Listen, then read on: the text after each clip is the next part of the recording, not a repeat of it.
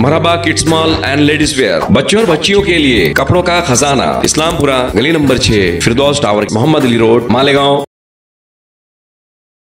मानव समाचार, मानवता के हक में। एएनसी द्वारा प्रतिबंधित सुंगधी में पुलिस ने सुपारी तस्करों को हथकड़ी लगाई। पलासनेर गांव के पास लोकसभा चुनाव को लेकर बनाए गए चेक पोस्ट पर संदिग्ध वाहनों की जांच के दौरान पुलिस को भारी मात्रा में सुगंधित सुपारी मिली। पुलिस को गोपनीय सूचना मिली थी कि इंदौर से शिरपुर होते हुए मुंबई आगरा रोड पर प्रदेश में प्रतिबंधित सुगंधित सुपारी का अवैध परिवहन बिना लाइसेंस के हो रहा है। उक्त आयशर गाड़ी को थाने लाया गया तथा 2 पंचों को बुलाया गया तथा आयशर के तिरपाल को खोलकर देखा गया तो उसमें प्रतिबंधित आंटी मीठी सुपारी एवं डार्लिंग इलायची मीठी सुपारी कीमत 12,96,000 बरामद हुई। इसके चलते ड्राइवर नूर अहमद महबूब पठान उम्र 49 वर्ष को पुलिस ने हथकड़ी लगा दी है। धुले के खाद्य एवं औषधि प्रशासन अधिकारी की शिकायत के आधार पर शिरपुर तालुका पुलिस स्टेशन में ड्राइवर के खिलाफ आईपीसी की धारा 328, 188, 272, 273 और खाद्य सुरक्षा और मानक अधिनियम के तहत मामला दर्ज किया गया है। पुलिस उप निरीक्षक बालासाहेब वाघ अपराध की जांच कर रहे हैं। शिरपूर तालुका पोलीस ठाणे जिल्हा धुळे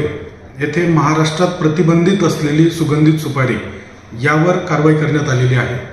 दिनांक 28 मार्च रोजी पहाटे 1 ते 1:30 दरम्यान गोपनीय माहिती मिळाली होती।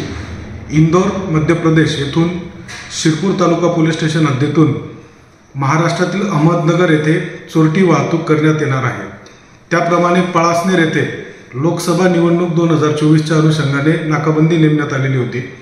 त्या चेक नाक्यावर सदर संशयित वाहन हे अडवून त्याची तपासणी केली असता त्यामध्ये अंदाजे 2,96,000चा सुगंधित सुपारी जी महाराष्ट्रात प्रतिबंधित आहे अशी मिळून आली।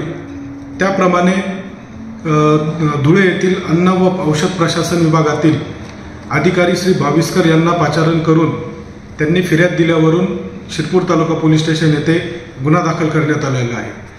सदर गुन्ह्यामध्ये आरोपी नूर मोहम्मद महबूब पठाण राहणार कोडगाव तालुका जिल्हा नगर याला व त्याच्या ताब्यातील टाटा आयशर कंपनीचे वाहन MH12 QW 3224 हे ताब्यात घेण्यात आलेले आहे।